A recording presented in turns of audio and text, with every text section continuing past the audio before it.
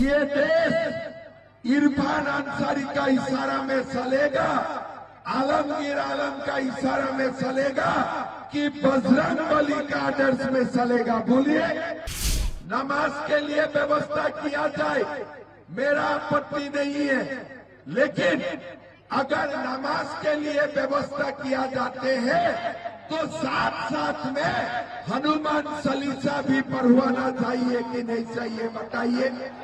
ये भारत में रामनवमी का भी प्रोसेशन होना पड़ेगा, दुर्गा माँ का भी विसर्जन होना पड़ेगा। ये बात साफ आप लोग सुन लो। अगर घुसपैठियों को बाहर नहीं निकाला जाएगा तो हमारा रोटी भी सुरक्षित नहीं है, हमारे बेटी भी सुरक्षित नहीं है, माटी भी सुरक्षित नहीं है। ये देश इरफान अंसारी का इशारा में चलेगा, आलमगीर आलम का इशारा में चलेगा कि बजरंग बली का आदर्श में चलेगा। बोलिए, बोलिए, किसका आदर्श में चलेगा, किसका आदर्श में चलेगा? आज ये देश हमारे जो झारखंड है, ये आलमगीर आलम और इरफान अंसारी अपना हिसाब से चलाने का कोशिश कर रहा है। मैं गुवाहाटी में पेपर में पढ़ा था कि हमारे झारखंड विधानसभा में नमाज पढ़ने के लिए विधायकों का व्यवस्था किया जाते हैं। हमारा लोगों ने प्रोटेस्ट किया, हो नहीं पाया, लेकिन सरकार ने प्रस्ताव किए थे कि झारखंड विधानसभा में नमाज के लिए व्यवस्था किया जाएगा। भाइयों और बहनों, नमाज के लिए व्यवस्था किया जाए, मेरा आपत्ति नहीं है, लेकिन अगर नमाज के लिए व्यवस्था किया जाते हैं तो साथ साथ में हनुमान चालीसा भी पढ़वाना चाहिए कि नहीं चाहिए, बताइए, बताइए कि बताइए, चाहिए कि नहीं चाहिए, बताइए, चाहिए कि नहीं चाहिए। आज झारखंड में क्या हो रहा है, रामनवमी का जुलूस निकालने के लिए पुलिस अनुमति नहीं देते हैं। हमारे दुर्गा माँ का मंदिर जो पूजा होते हैं, मूर्ति को विसर्जन देने के लिए हमें अनुमति नहीं दिया जाते हैं। लेकिन आप बोलिए, झारखंड सरकार कभी मुहर्रम का प्रोसेशन बंद किया है क्या? कभी बंद किया है क्या?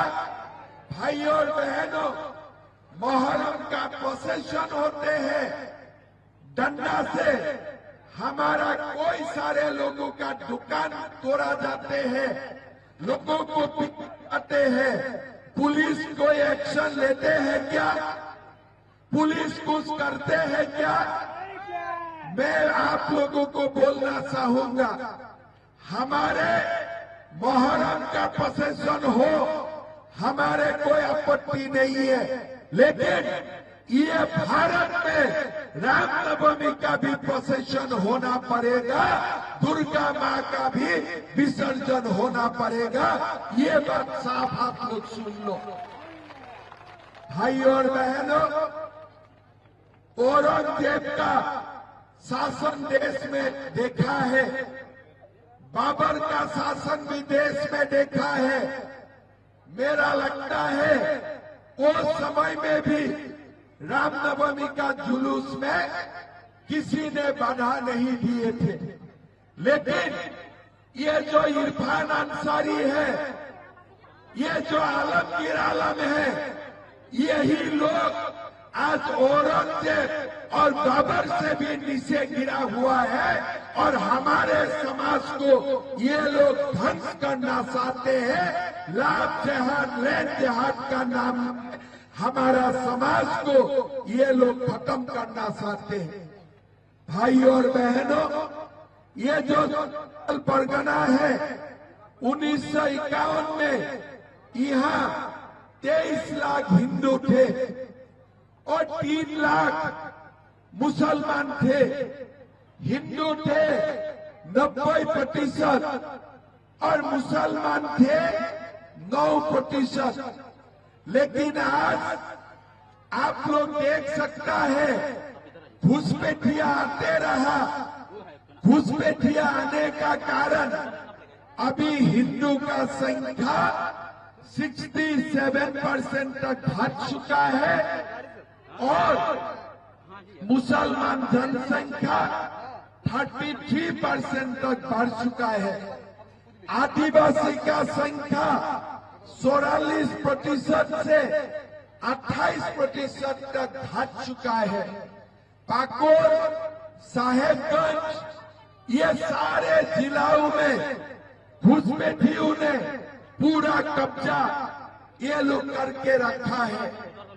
हमारा ये वादा है सरकार आएगा और हम ये घुसपैठियों को चुन चुन करके बाहर निकालूंगा, ये हमारा वादा है। भाई और बहनों, अगर घुसपैठियों को बाहर नहीं निकाला जाएगा तो हमारा रोटी भी सुरक्षित नहीं है, हमारे बेटी भी सुरक्षित नहीं है, माटी भी सुरक्षित नहीं है। इसीलिए ये चुनाव हमारे रोटी, माटी और बेटी को बचाने के लिए ये चुनाव है और ये चुनाव हमें जीतना ही पड़ेगा रोटी, माटी, बेटी को बचाने के लिए।